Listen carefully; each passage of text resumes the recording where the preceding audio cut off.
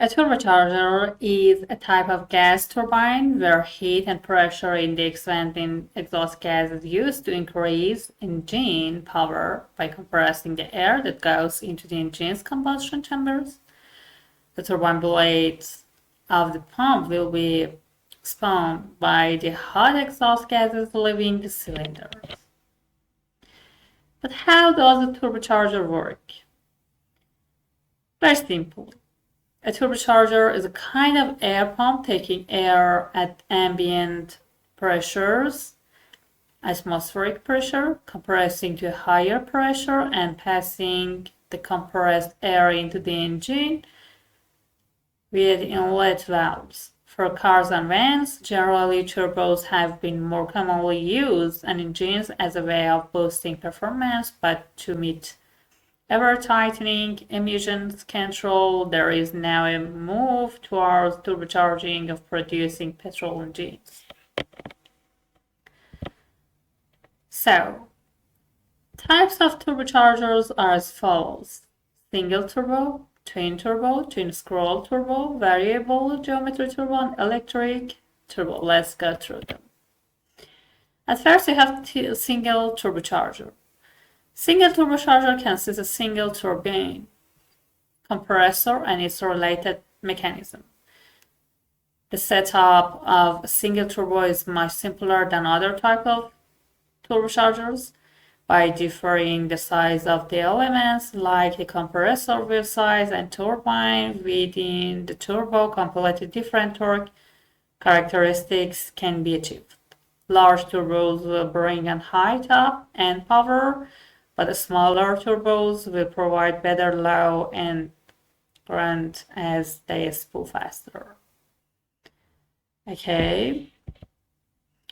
And what about twin turbo? Twin turbo or bi-turbo designs have two separate turbochargers, which implies, as per its name, turbos which may operate either in a sequence or in parallel. In a parallel configuration, both turbochargers are fed one half of the engine's exhaust. In sequential setup, one turbocharger runs at low speeds and the second turns and at predetermined engine speed or load. Sequential turbochargers further reduce turbo lag, but requires an intricate set of pipes to properly fit both turbochargers. So, two-stage variable twin turbos employ a small turbocharger at low speeds and a large one at higher speeds. They are connected in series so that boost pressure from one turbocharger is multiplied by another. And what about twin scroll turbo turbine? Actually, twin scroll, also called as divided turbochargers. Twin scroll turbochargers are better in nearly every way than single scroll turbos. By using two scrolls, the exhaust pulses are divided. This turbocharger has two exhaust gas inlets and two nozzles. A smaller, sharper angled one for quick response and a larger, less angled for peak performance.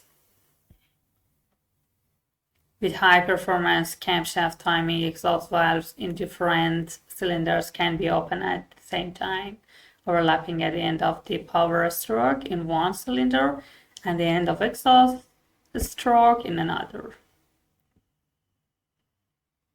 And absolutely, in twin scroll designs, the exhaust manifold physically separates the channels for cylinders that can interfere with each other so that the pulsating exhaust gases flow through separate spirals or scrolls. And about variable geometry turbo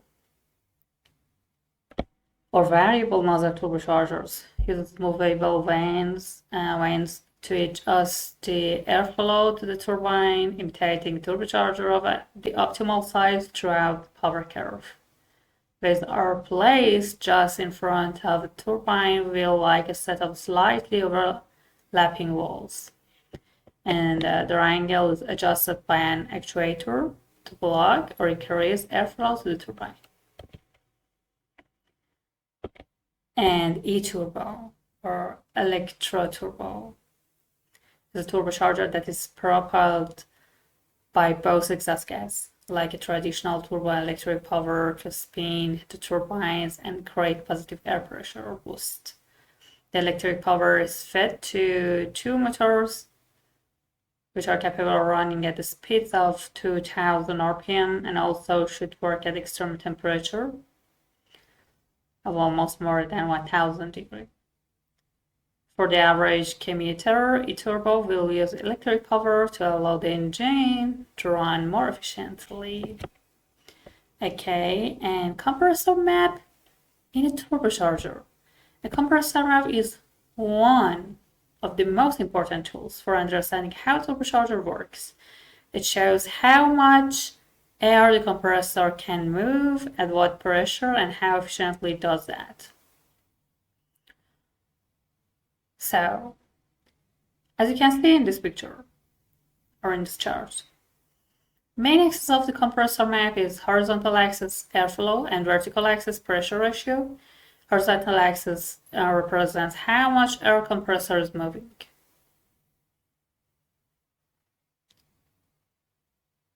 Okay.